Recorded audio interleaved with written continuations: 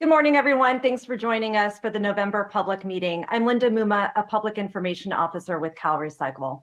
If you haven't tuned in for a while, we've made some changes to the format of our public meetings to serve the public better with communication that is accessible, inclusive, and plain language as possible. And we welcome your feedback as we continue to make improvements to our public meetings. Before we get started this morning, a quick mention to those who wish to submit questions and comments on an agenda item to please send them to the public comments portal. You can find the portal on the CalRecycle homepage. From the top menu bar, select Get Involved and then Public Meeting. In the text near the bottom of the page, click Public Comment Portal. And then from the drop-down menu, select the first option, Monthly Public Meeting, to type your name, your email address, subject or agenda item, and then submit your question or comment. Please keep the agenda specific and brief, and we'll address your comments during the public comment period a little bit later this morning. Our first agenda item today is the director's report. Director Rachel Maki-Wagner joins us with updates this morning. Good morning, Rachel. Good morning, Linda, and thank you so much for that kickoff this morning. It is so wonderful to be with everybody today. I absolutely love anniversaries, and today is the 24th, or yesterday was the 24th anniversary of America Recycles. America Recycles. We look through our anniversaries as an opportunity to look back at where we came from and where we are going. As we look at California and our recycling efforts, we can be very proud of what we've been able to accomplish. Through recycling, we reduce waste, we conserve our natural resources, our water, our air, our timber, and our minerals. We save tons and tons of energy, and we prevent pollution in our air, water, and land every single day when we recycle. To date, we have removed millions of tons of plastics, aluminum, glass, and other materials from the waste stream. We have created hundreds of thousands of jobs in this country around the recycling market, and we have generated billions and billions of dollars in wages for the American economy. We can be very successful, we can be very proud of the successes that we've been able to achieve. Yet there is still so much more to do. In California, we are still disposing of over 48 million tons of materials each year. That is over 6 pounds per resident per day. Together, though, we can close the loop in building a circular economy. Today, we are announcing some very, very exciting opportunities through CalRecycle that will help to close that loop in building the circular economy here in California together. Most importantly, we must work together. You will hear about our efforts on implementation of SB 619 by Senator John Laird, which will help California and our jurisdictions work together to implement our organics recycling programs. You will also hear about our organic grants recovery program, which is one of my all-time favorite programs because this is a place where we take and put back to the highest possible use edible food that would have otherwise been disposed of. I am very excited to talk today about everything from debris removal to recycling as California moves forward on implementing these incredibly important programs. We are also embarking on increased funding for our RMDZ program, and we last week held a workshop for the RMDZ jurisdictions that was an incredible workshop of all of the zone administrators as well as CalRecycle staff, really highlighting how RMDZ can help build the recycling markets and the remanufacturing markets here in California. And so with that, Linda, I'd like to turn it back over to you for the video. California faces a worsening climate crisis and a growing problem of trash pollution in our communities. And unfortunately, global demand for all resources are projected to double by 2050. At this rate, our oceans will have more plastic than fish. We have the power to take on these challenges and create successful businesses with more green jobs as we innovate our way to a zero waste circular economy for the state of California. We are creating this Office of Innovation in Market Development and Remanufacturing, which will serve as a one-stop shop, helping new and expanding existing businesses navigate state regulations and all the incentives offered by various state agencies, from the Treasury to GoBiz and loan programs and grants. California is an environmental leader and an industry innovator. We must look at how we live and conduct our business to lessen our contribution to climate change and adapt to become more resilient to restore and rebuild our environment and the economies that are reliant on it. Manufacturing is wasteful. Consumerism is wasteful. We need to change how we produce, consume, and dispose of resources. And this linear economy is perpetuating an unsustainable system. On the other hand, a circular economic system seeks to close that loop on our take, make, waste value chains, and it reinvents the way that we produce and consume. Working together, we can move from a disposable system where most items are used just once, then thrown into a landfill forever, to a circular one where we collect and reuse. Chambers can embrace this opportunity. They can put on innovation expos. They can target few extruders in their community and see what they're doing on the front end to manufacturing something that's going to last a lot longer. By building the circular economy here in California, it will help us recover from the pandemic stronger and more resilient. Businesses are defining ambitious circular strategies for implementation in a short time frame in the next 5 to 10 years. Consumers and regulators are both increasingly demanding a move towards circularity as well. With technical and financial assistance from CalRecycle, businesses across the state are designing waste out of their manufacturing process and using materials from local curbside bins to create new products. Together, we can make sure manufacturing is a part of our recycling and waste system so that everything we use is designed to be used again.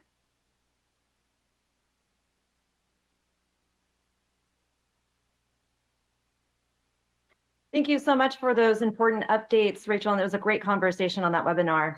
Now to an update on wildfire disaster recovery efforts. CalRecycle crews are making significant progress in clearing family homes destroyed by the 2021 wildfires.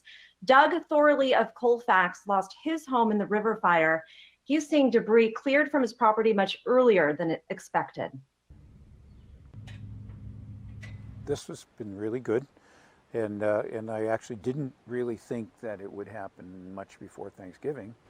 And so we're definitely ahead of that curve. And as one program is underway, the state has met a major milestone in Paradise with the felling of the final hazard tree from the Campfire. Deputy Director Tina Walker is here now to tell us the significance of this milestone. Good morning, Tina. Good morning. Thank you, Linda. The Campfire Hazard Tree Removal Program was the first of its kind for CalRecycle, in fact, for the state. Although structural debris removal completed in November 2019, there remained hundreds of thousands of damaged trees, posing potential threat to public safety along roadways, parks, and other public and community facilities. To complete the work, local, state, and federal partners worked together to develop new policies and approaches necessary to properly identify and safely fell fire-damaged hazard trees within this community. These practices have since become part of our standard operating procedures, benefiting each of our subsequent missions.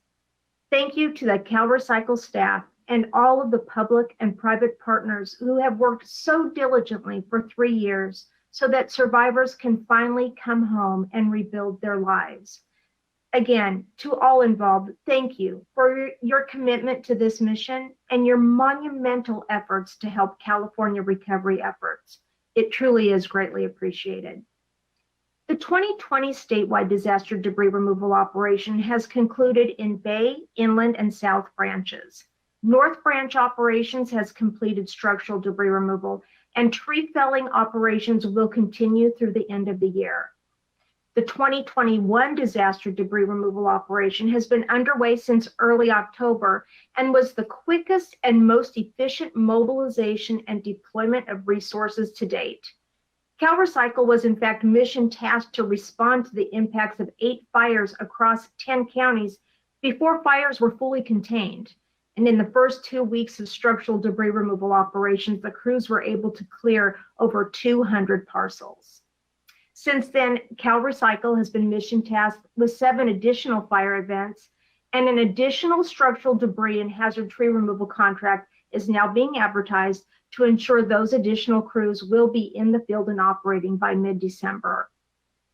Disaster debris removal is perhaps the most tangible barrier to recovering and rebuilding after a wildland fire. We spoke to a family in Colfax about the progress on clearing what remains of their home. This is great, and for it to be now and not even the end of December, because at one point somebody had said, oh yeah, we're hoping to be done with everything by the end of the year. And so I kind of mentally was like, oh, okay, so it'll happen, in the couple of weeks leading up to Christmas. And so it's great that there's action happening now.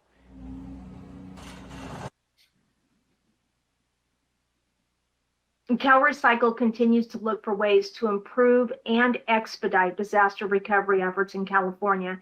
And one of our efforts includes the development and solicitation of a master services agreement for field assessment and monitoring of disaster damaged properties. We're really excited to hold a bidders conference today from 1 to 3 on this master services agreement. So if you're interested in more information or participating, please visit the Department of General Services website at caleprocure.ca.gov. We'll see you then. Thank you. Thanks so much for that, Tina. Moving on now to Senate Bill 1383 and an update there. In just 6 weeks, California's new organic waste recycling and surplus food recovery law takes effect statewide. The implementation of Senate Bill 1383 is one of the fastest and easiest ways that Californians can fight climate change and move the state towards a circular economy with less pollution and more green jobs. Policy Director Zoe Heller joins us now with some new resources for jurisdictions. Good morning, Zoe. Good morning, Linda. Since the law's passage in 2016, California jurisdictions have made so much progress implementing local programs to collect and recycle waste and rescue surplus meals for hungry neighbors in the community. The recent passage of SB 619 offers a new compliance pathway for jurisdictions that are not prepared to meet these new requirements on January 1st. The law provides jurisdictions an opportunity to submit a notice of intent to comply with SB 1383 to CalRecycle. The department just published this webpage to help jurisdictions through the process.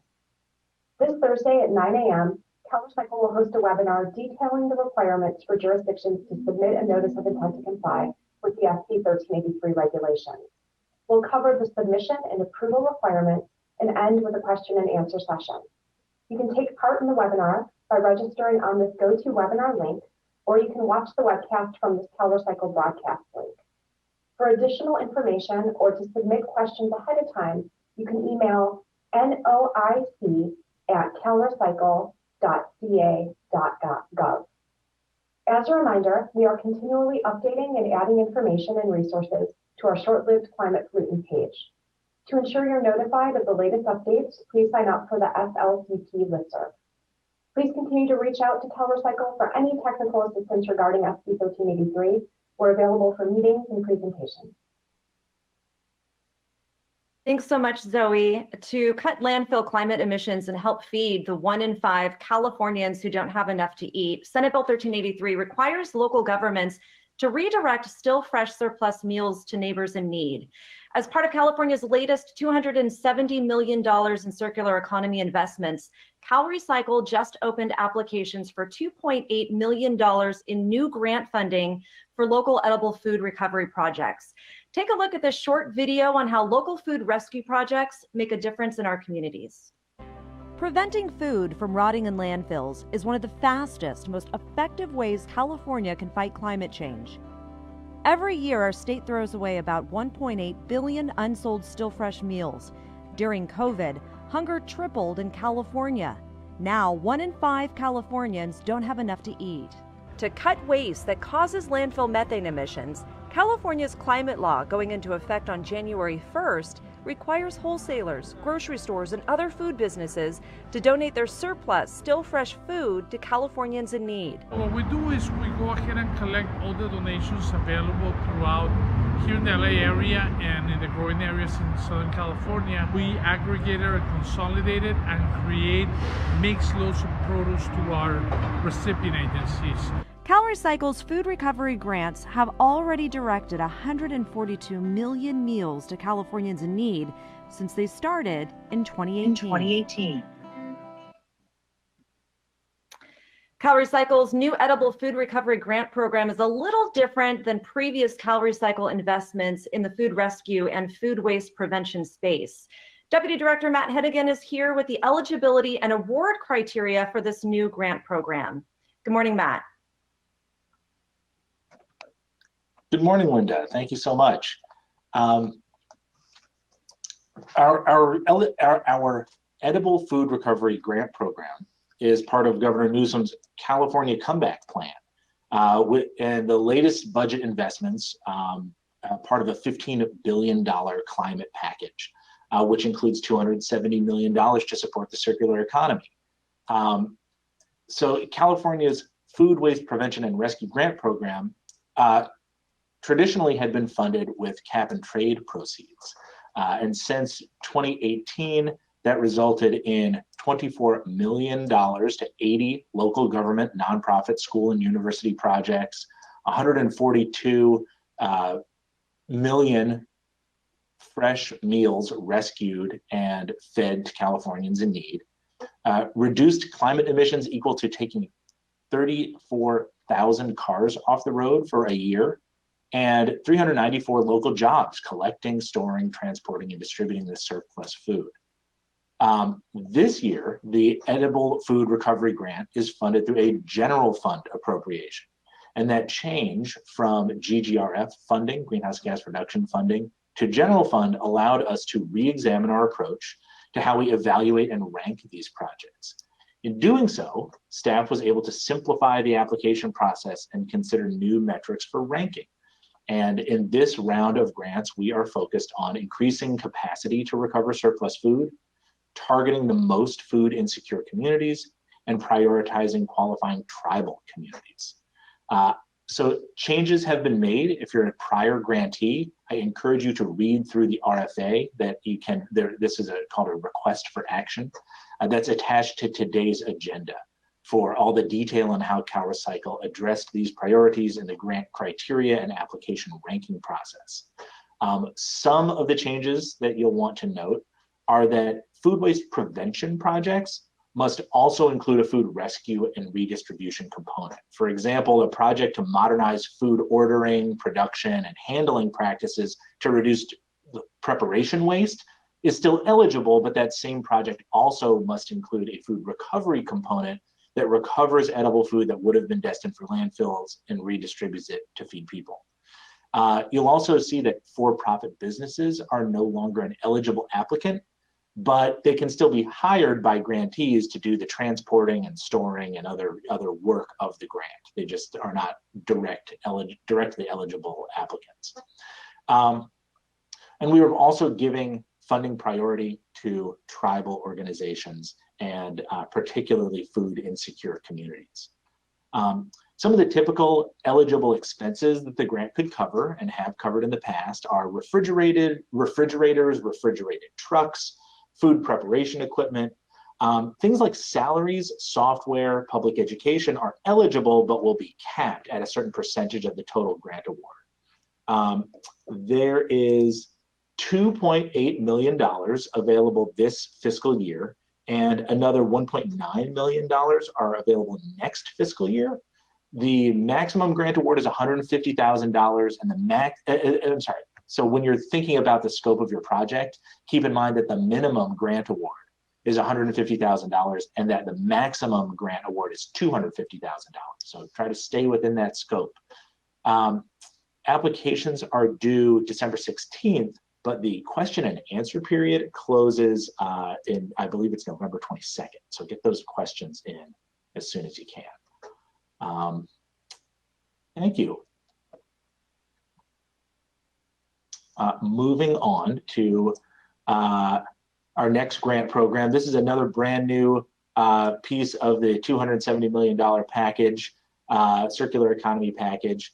This $57 million in grant funds will be available to cities, counties, and special districts that provide solid waste collection services. These are the folks who have to respond to SB 1383.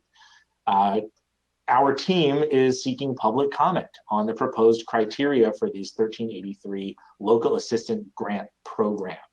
And we're preparing the grant guidelines and applications now so we can get this money to jurisdictions as soon as possible. So I want to express my thanks to the League of California Cities, California State Association of Counties, the rural county representatives of California for already passing along input from the jurisdictions they represent.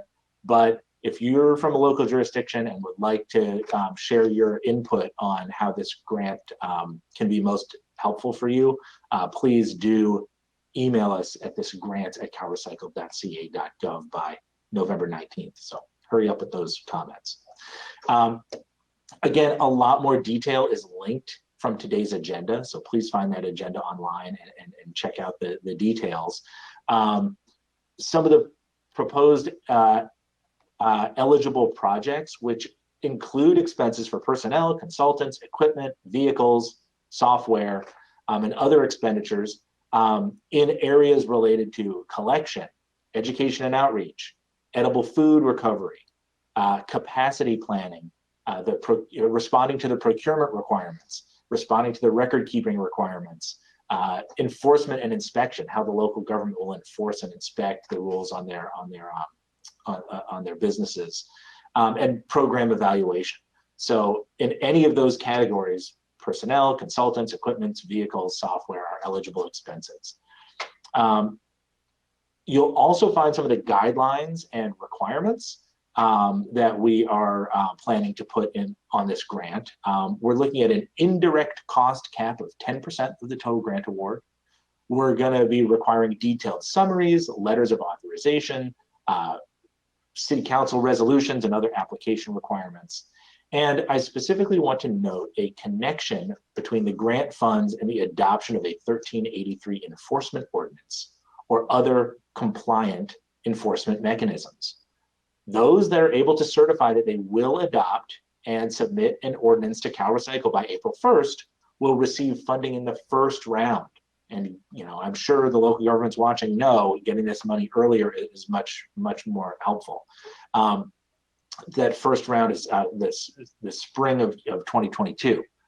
These awardees may also be eligible for additional remaining funds from if any entities don't apply. Applicants who adopt an ordinance after April 1st, the awards are going to be delayed until next fiscal year. So so keep that in mind. And between now and April 1st, local jurisdictions, I'm sure, have already been working on these compliant enforcement ordinances, but if you haven't, now's the time. We've gone through several funding scenarios and want to try to make things as equitable as possible. And so, we're taking input on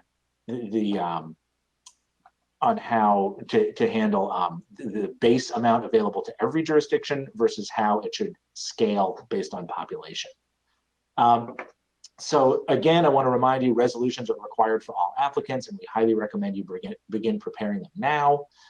We have examples of those ordinances at the website listed here, right? CalRecycle.ca.gov, funding, sample documents. Take a look at the text and ensure it includes permission to apply for all CalRecycle grants, right? Getting one resolution that covers all of these grants would be helpful. And if you're applying as a regional or JPA, you'll need letters of authorization in your grant program, in your grant application. We anticipate the application will be released in January 2022 and due in February. Awards should be announced in April with the first batch of jurisdictions, and awards will be sent in the next fiscal year for jurisdictions that adopt an ordinance after April 1st, 2022. So I know that was a lot to digest. If you're a local government, I think you're able to track that. And I do want to remind everyone that if you do have questions or comments, you can input your comments at the public comment portal or send your, right. And if you have input on the grant specifically, please email us at grants@calrecycle.ca.gov. Okay, thank you. And moving on to our last grant item of the day, we're announcing over $500,000 in new awards under our Farm and Ranch Solid Waste Cleanup and Abatement Grant Program. This program offers $1 million annually to communities and tribes to help clear and prevent illegal dumping on farm and ranch land. It includes other types of rural properties as well. So if it's not necessarily a farm or a ranch, don't be scared off. This grant cycle, we received 7 applications for $579,000 in funding. You can see the grant recipients here on the slide. Funds can be used to restore these lands as well as install signage and fencing to prevent future dumping. They also often install cameras and things like that for these dumping hotspots. Since 1997, CalRecycle has awarded over $13 million to help clear more than 1,000 sites like this of things like tires, appliances, vehicles, construction debris, and other trash. And these farm and ranch applications, we almost always have one coming up. There is a new deadline in a couple of days, November 18th. But if your jurisdiction could benefit from these, apply this round or the next round will come along. I think we do this one 3 times a year. And in the spirit of encouraging you to apply for farm and ranch grants, there are several other open grant applications that I just want to remind you of. Are tire-derived aggregate grants. This program funds projects that use recycled tires as an alternative to conventional civil engineering fill materials like gravel or pumice. For things like stormwater infiltration galleries, landfill slide repairs, and other public works that need lightweight aggregate. Those applications are due December 8th. So if you're from a public works department and you're doing something that uses aggregate, please partner with CalRecycle to get some of those costs covered. Funding to support beverage container recycling and litter reduction is available through our city-county payment program. Every city and county should apply for that one. Those applications are due January 18th. Applications for our solid waste disposal and co-disposal site cleanup program are due February 1st. Under that program, local governments can finance a wide range of remediation projects at illegal dump sites or old dumps and landfills. And finally, applications for our recycling market development zones to get their zone incentive funds are due on March 1st of 2022. And if you run an RMDZ, I'm sure you are well aware of that. Okay, well, thank you all, and I look forward to any questions or comments that come in via the portal or through our grants at CalRecycle.ca.gov email. Passing it back to Linda. Thank you so much, Matt. Innovation is what California does best, and the state plays an important role in establishing the foundation of a circular remanufacturing economy in California. With technical and financial assistance from CalRecycle, businesses across the state are designing waste out of their manufacturing process and using materials from local curbside bins to create new products. Take a look at how some Central Valley businesses are bringing jobs to their communities while turning millions of tons of California's waste into new products. The surge in single-use disposable trash is overwhelming our ocean and our landfills. We take from Mother Earth, right? We make the product and then we dispose of it. Each year, California throws away 42 million tons of waste. That's equal to shipping containers stacked more than 32 bins high, running the entire length of Interstate 5. It's an alarming reality for Frank Farrell with the Stockton Chamber of Commerce. The linear way of doing things, we have to throw out the window because we're just throwing way too much material away. Rather than dump our discards overseas, where recyclable materials often end up landfilled or in the ocean, California is working to make sure items are recycled by building remanufacturing right here in our state. It has to be done. because we're just throwing way too much stuff, in the hole. California businesses are leading the way, remaking our economy to reuse materials. We do not throw anything away. Waste is not part of the business model for Epic Plastics. Every bottle counts. And every bottle that we put back into products, that basically gets a second chance in life. Since 1998, the Northern California company has kept over 200 million pounds of old milk jugs and other plastic from becoming trash pollution, creating jobs by remanufacturing single-use disposable packaging into something new. This is our finished product of the bending board. It's designed to go underground, basically concealed, for your landscape edging. And when the recycled edging lives out its useful life, it's recycled again.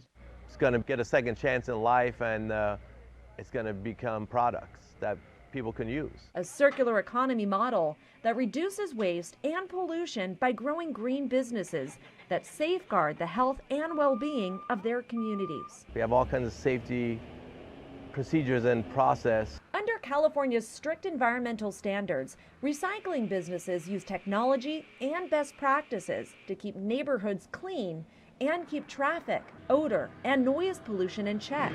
Like this Recology compost facility in the Central Valley that has kept 2 million tons of waste out of landfills. It's going to help reduce methane generation to help our climate problem. Also, it controls odors better because now they have biofiltration. Improving communities by transforming local economies with green jobs. We're hiring like crazy. Central Valley-based Ecologic needs more workers to keep up with rising demand for their recycled paper bottles. A lot of the big packaging companies kind of, didn't really think my idea was legitimate, because in 2008 to I'd say 2012 or 13, a lot of people really thought that sustainability was just a trend. In January, one of the world's largest contract manufacturers acquired the company and has plans to take this California innovation global. So they're going to be making Ecologic bottles in Europe, by the end of 2022. California wants to help more businesses realize the benefits of a renewable system. I think the circular economy, is going to stimulate innovation. Look at the design of your product on the front end. What can you do to redesign it so it can be repurposed or recycled to put back into another product, or continue the lifespan of your existing product? He sees the state's latest $270 million in new circular economy investments as a potential boon for local growth. So what I think we've done, and what the governor has done through the signing of a slew of legislation, that support the circular economy, has enabled the business community and all chambers to really work with this, changing the paradigm a little bit and looking at it differently. Providing local communities with a roadmap to a zero-waste future. Literally, if you look behind me, there's about 1.3, 1.4 million pounds of trash in this yard that would have ended up in our landfill. With millions in new state funds available and 7 new laws moving recycling forward, I believe other companies can do this. California is investing in businesses that have the vision to jump to the next level of economic growth that will keep thriving into the future. And as Matt mentioned earlier, California's latest budget invests over $270 million to accelerate the state's move to a circular economy. Funding over the next 2 years include $165 million for food and yard waste recycling infrastructure, which includes the Senate Bill 1383 local assistance funding Matt also mentioned earlier. It also includes $75 million to raise the demand for recyclables and attract a green industry to California with CalRecycle's new Office of Innovation in Recycling and Remanufacturing. $5 million to expand food waste prevention and surplus food recovery projects. As Matt mentioned, the first edible food recovery grant cycle is open right now. Another $5 million to expand community composting programs that increase air cleansing, green spaces, and recycle food waste in disadvantaged communities. And $20 million to upgrade wastewater treatment plants that turn food waste into clean energy. Look for announcements and updates from CalRecycle as these funding opportunities become available. And as a reminder, if you'd like to submit a question or a comment on an agenda item, please do so through the public comments portal.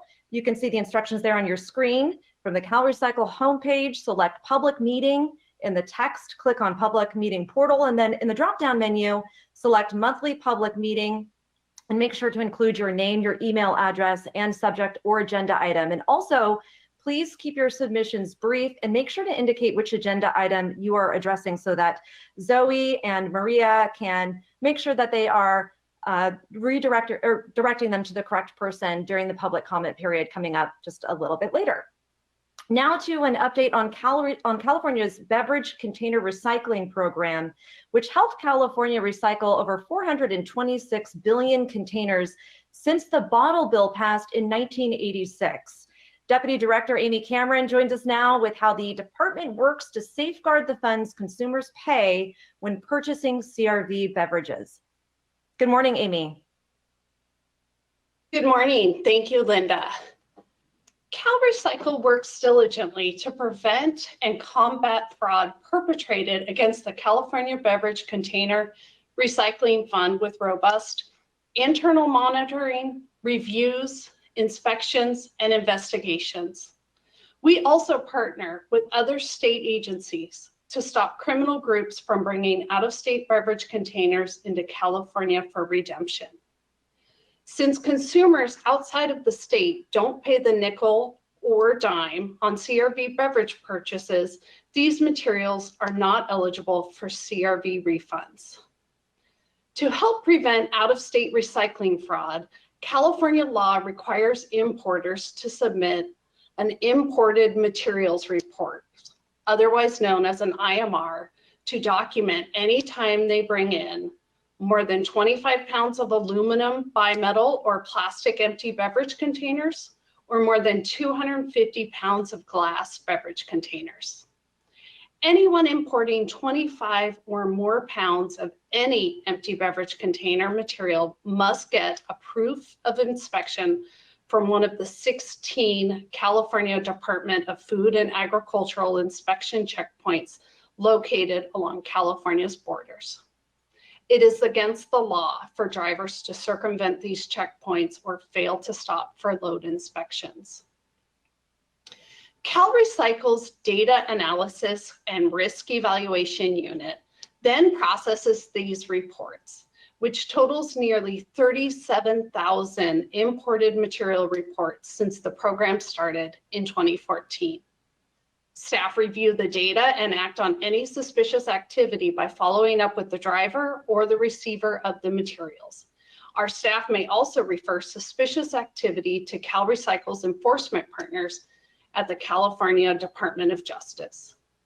These report requirements provide a framework for California and its partners to stop and punish those who try to defraud the CRV fund. Here is a look at the historical trends for IMR submissions, with about 6,600 submitted in 2014. We saw a slight uptick in 2016 and a steady decline once China banned most imports of recyclable materials. Up until that point, many of those loads were exported from California ports. For the past 4 years, CalRecycle received between 200 to 300 IMRs a month. In the past year, our team processed 3,100 reports, or an average of 257 per month. 24 states and 2 countries were listed as importing into California. Nevada, Arizona, and Washington were the top 3 importers, comprising 81.2% of the IMRs and 82.3% of the total weight. As I mentioned, the California Department of Food and Agriculture is a key partner in this fraud prevention program, as agents collect the imported materials report from drivers and complete subsequent proof of inspection forms. CalRecycle and its enforcement partners at DOJ offer regular training and site visits at these border checkpoints. CDFA also partners with the Department of Justice and CalRecycle to conduct regular border interdictions. These operations include establishing mobile checkpoints on routes criminal groups use to avoid the border inspection stations. Agents can then take action against suspects who fail to submit, an imported materials report, failed to stop at a CDFA inspection station, or took a route designed to avoid the inspection stations. During the first week of November, CalRecycle and its enforcement partners conducted operations at 2 locations. As a result, agents impounded 4 53-foot tractor trailers and 1 cargo van full of empty beverage containers. They arrested 5 suspects, and agents seized over 36,000 pounds of material worth an estimated $58,000 in the California redemption value. So far in 2021, California Department of Justice agents reported the execution of 17 search warrants, 26 arrests, the seizure of more than 208,000 pounds of aluminum, plastic, and glass beverage containers. Their work has helped prevent a loss to the fund estimated at $304,000. CalRecycle encourages anyone with information about fraudulent activity to call our fraud tip line at 1-866-CAN-LOAD. You can also email our investigations at calrecycle.ca.gov. That's an update on our enforcement, and we are really happy with our partners, and we'll continue to do this important work. Some important announcements coming up for the beverage container recycling program is on December 1st, we will be releasing our per pound rates for 2022. This month, we will be releasing our curbside supplemental payments. And also in December, we will be releasing our 2020 recycling cost survey. Thank you, everybody. Thank you so much, Amy. Meeting California's climate and waste reduction goals would not be possible without the hard work of our cities and our counties. They're responsible for implementing the local programs to use less, recycle more, and meet state environmental protection standards. CalRecycle is responsible for overseeing how well jurisdictions are implementing these programs. Staff does this by conducting site visits, analyzing documentation, and through reviews of jurisdictions' annual reports, which include disposal information and self-assessments of their programs. CalRecycle conducts more intensive jurisdictional reviews every 2 or 4 years, depending on the jurisdiction's past performance. The department also has the authority to conduct anytime reviews to make sure that cities and counties are in compliance with mandatory commercial recycling and mandatory commercial organics recycling requirements. Deputy Director Matt Hedigan is back now with results of CalRecycle's latest compliance investigations. Matt? Thank you, Linda. Most California cities and counties are successfully implementing their commercial recycling and commercial organics recycling programs. But when our reviews find gaps in those programs, we work with jurisdictions to get their programs back on track. Through the annual review process, local assistance and market development branch staff did identify implementation gaps for the unincorporated areas of Imperial County. When the county is implementing MCR, that's mandatory commercial recycling, and mandatory or commercial organic recycling programs, based on the monitoring numbers submitted by the county, there is still a high level of non-compliance among businesses. So these programs exist, but they're not being subscribed to by enough businesses. On today's agenda, you can read a summary of what CalRecycle identified as the gaps and how the county is going to address those gaps. But I'll briefly summarize what the county's plan includes. They're going to be seeking Board of Supervisor approval for a new criteria for certifying haulers, waste haulers, to help meet program requirements. In addition to passing an enforcement ordinance to boost business implementation. They'll be collaborating with the Imperial Valley Resource Management Agency to provide additional education and outreach to regulated businesses as well as schools that need to sign up for these services. And they'll be following up with non-compliant businesses on a monthly basis to try to get them enrolled in these programs, as well as creating exemption program for eligible businesses. There may be businesses that aren't signed up for collection, but don't need to be, and that it shouldn't be counted against the county. LAM staff will closely monitor these programs over the next 6 months, and if the county fails to make adequate progress, it may be referred to our jurisdictional compliance unit for further investigation.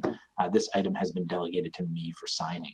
So, thank you to the hard work of all the cities and counties getting these programs going, and we'll be monitoring Imperial County. Linda, back to you. Thanks so much, Matt. Moving on now to our pending solid waste and tire facilities permits. Check out this quick video to see how California facility standards help keep our communities safe. Protecting the health of Californians and their land, food, water, and air is a big job. Local, state, and federal agencies play different roles to enforce public health and environmental safety standards. In California, solid waste local enforcement agencies process applications, issue, and enforce permits for solid waste facilities. These include landfills, transfer stations, compost facilities, or similar operations. CalRecycle must verify permits are consistent with state requirements. Permits can only address areas within the authority of local enforcement agencies and CalRecycle. Check out the link below for more detailed information.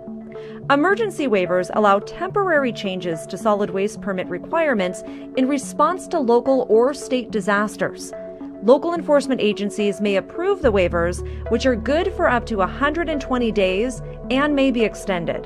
CalRecycle must review approved waivers and can condition, limit, suspend, or terminate them. Check out the link for more detailed information. For waste tire facilities, CalRecycle processes applications, issues and enforces waste tire permits. These include requirements to make sure tires are stored and processed in a way that reduces potential threats from fire and disease-carrying vectors like mosquitoes. Check out the link for more detailed information.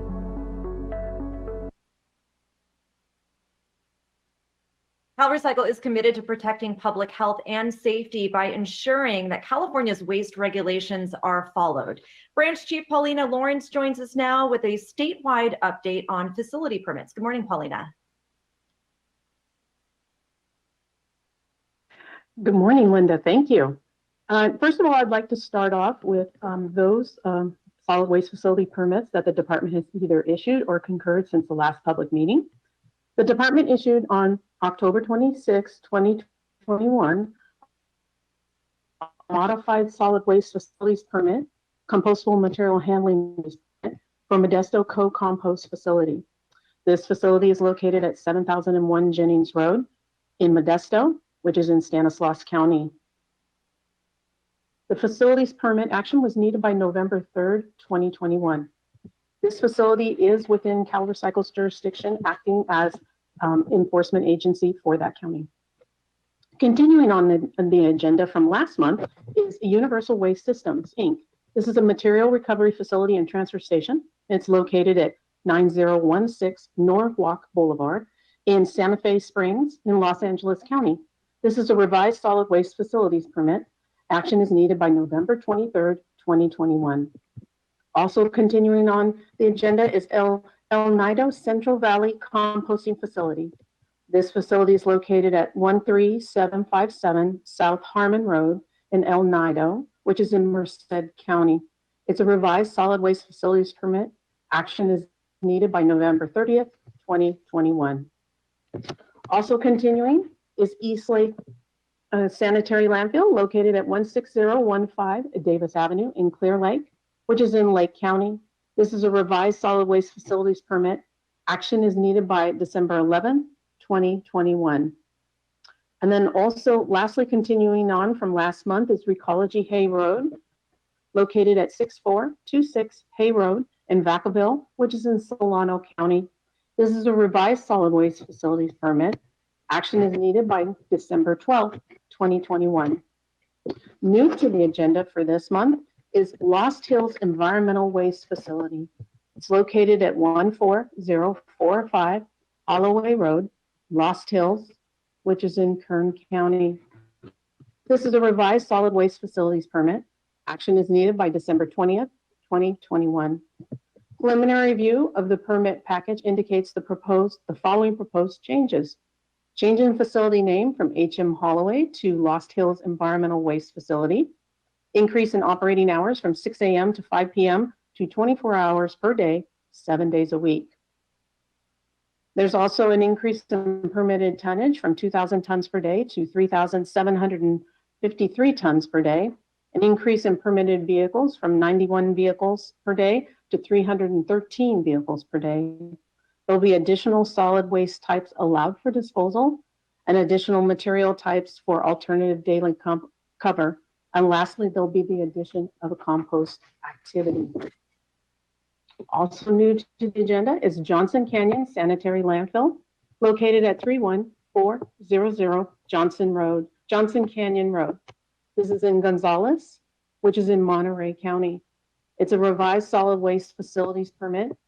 Action is needed December 27th, 2021. Preliminary review of the permit package indicates the following proposed changes. Increase in the permitted maximum tonnage from 1,574 tons per day to 1,694 tons per day through 2025. This is phased in increases beginning in 2026 in accordance to the following schedule. January 1st, 2026 through December 31st, 2030. This would be 1,826 tons per day. Then January 1st, 2031 through December 31st, 2035. This increase would then be 1,966 tons per day. And then lastly, January 1st, 2036 through December 31st, 2040, the increase with them would be 2,118 tons per day. There will also be the removal of the permitted traffic volume limit of 265 vehicles per day on the permit cover page, and instead, they will be updating the permitted traffic volume to state traffic will be regulated as per Title 14, California Code of Regulations, Section 17418.3, and Title 27, California Code of Regulations, Section 20860. There will also be an increase in the disposal design capacity from 13,834,328 cubic yards to 18,500,000 cubic yards. There will be an increase in the permitted composting area from 5 acres to 12.5 acres, a change in the composting design capacity from 26,000 tons to 57,276 cubic yards. There'll be an increase in the disposal maximum elevation from 506 feet mean sea level to 540 feet mean sea level, increase in the estimated closure year from 2055 to 2066, removal of permit conditions that are obsolete or duplicative of existing regulations and/or the monitoring program. And then lastly, updates to the facilities joint technical document. The last thing I'd like to go over is those waivers that the department has received since last month. We received one waiver from Tulare County. This is for Visalia disposal site. On November 2nd, 2021, the Tulare County Health and Human Services Agency, local enforcement agency, otherwise known as the LEA, granted an emergency waiver for the following: the origin of waste, rate of inflow for storage, transfer, processing, or disposal of waste, type and moisture content of solid waste, hours of facility operation, and storage time before transfer, processing, or disposal of non-hazardous waste.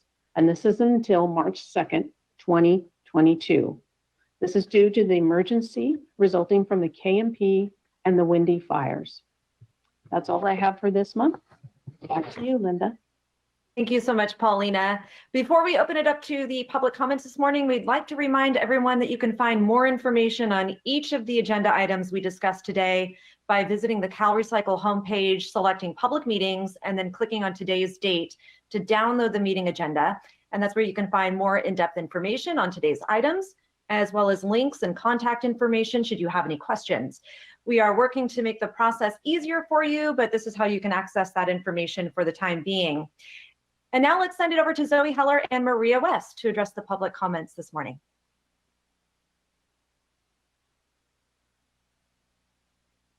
All right, thanks so much, Linda. We so far have 5 public comments that have come in, and I'll go ahead and start with reading the first one. The first one's from John Davis with the Mojave Desert and Mountain Recycling Authority, and the subject is SB 1383 local grants, and the comment is, the Mojave Desert and Mountain Recycling Authority supports the recommendations in Agenda Item 2 to provide minimum grants and allocate the remainder on a per capita basis. We recommend that the per capita grants be adjusted to benefit low and moderate income residents who will be disproportionately financially impacted by increased program costs. For example, if the 100% per capita allocation were $1, a community at 50% of the statewide median would receive $1.50. Thank you for considering this more equitable approach. Matt, would you like to respond?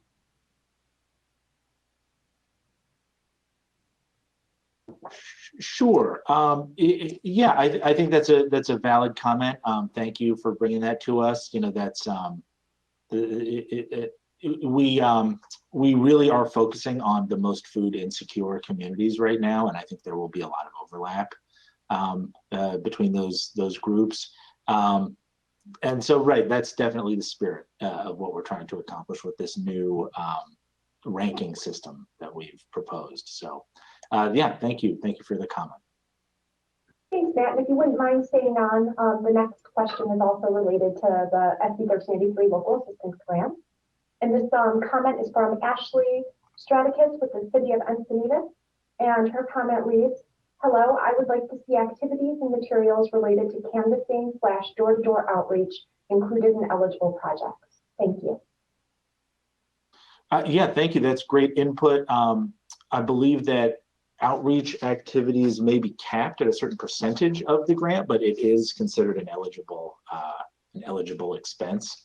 And so, yeah, thank you for making that comment, and I'll be sure it gets passed on to the staff that's working on that program. Thanks, Matt. And one more just came in from Ashley, so I'm going to go ahead and read that one before turning it over to Maria for the next 2. And this question is also related to the 1383 local grant assistance, and also from Ashley with the city of Encinitas. The comment is, how about providing eligibility for incentives such as rewards for recycling or having low contamination, or something else that CalRecycle deems more appropriate? That's interesting. I mean, the idea behind this funding is to give local governments the tools they need to implement, right? There's a significant new cost on local governments, and trying to alleviate that. It had not occurred to me that the local government may want to pass those funds on to individual businesses or customers in the form of incentives, but you know, that's why we put out this call for public comments. So thank you for bringing that idea to us. You know, I'll pass it on to the team that's working on that. Thanks so much, Matt. I'll turn it over to Maria for the next 2 questions. Thanks so much, Zoe. Our next question comes from Resource Recovery Coalition of California. And the question is, can you please share the email for local governments to respond to SB 1383 local assistance funding? The answer is you may send your input to grants@calrecycle.ca.gov by this Friday, November 19th. Thanks. The next question is also from Resource Recovery Coalition of California, and their question is, when will the slides presented by Matt Hennigan be available? The slides are now available. So just for general information, a recording of today's public meeting will be posted shortly on CalRecycle's YouTube page. That usually takes us about a day to get ADA compliant, and then that's available. Right now, Matt Hennigan's PowerPoint is available as part of the presentation on CalRecycle's website in the document section of the public notice page for today's meeting. That's where you find today's agenda. So those are the answers for those 2. Thanks, Maria. I saw that one more question just came in, so I'll go ahead and read it. This next question is from Marin Sanitary Service from Ruben. And Ruben's comment is, the bottom of the slides for the presentation is covered by the quotation submit questions to www.calrecycle.ca.gov /public comments under quotations banner, and it blocks the information at the bottom of the slides. I suggest you move it below the slides in between the date and CalRecycle's logo. If there was tons, parentheses, no pun intended, under parentheses, of information given today, will this meeting be available to be viewed again at a later time? If yes, how can someone view it? Ruben, thanks so much for that comment. Noted, and we'll take a look at that for future meetings. And I believe Maria just responded as to when this meeting will be available, but I'll turn it over to her to make that point one more time.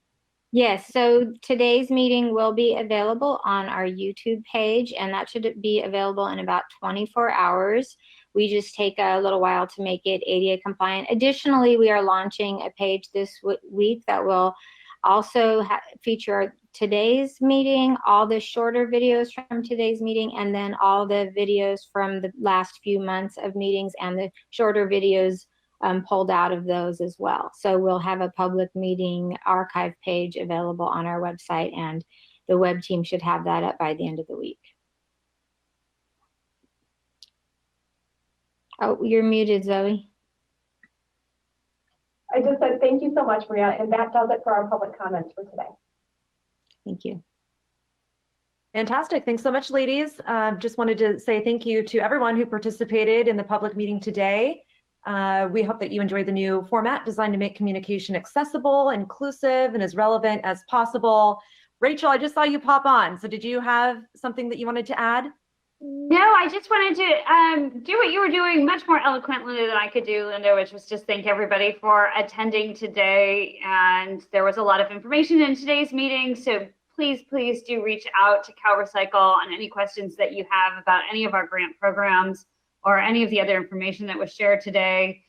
We, as you saw, all the executive staff team here at CalRecycle is happy to help facilitate answering those questions as we can be helpful. So please don't hesitate to reach out to us if we can speak further on these points. But thank you to Linda and the OPA team for facilitating this meeting today. So thank you.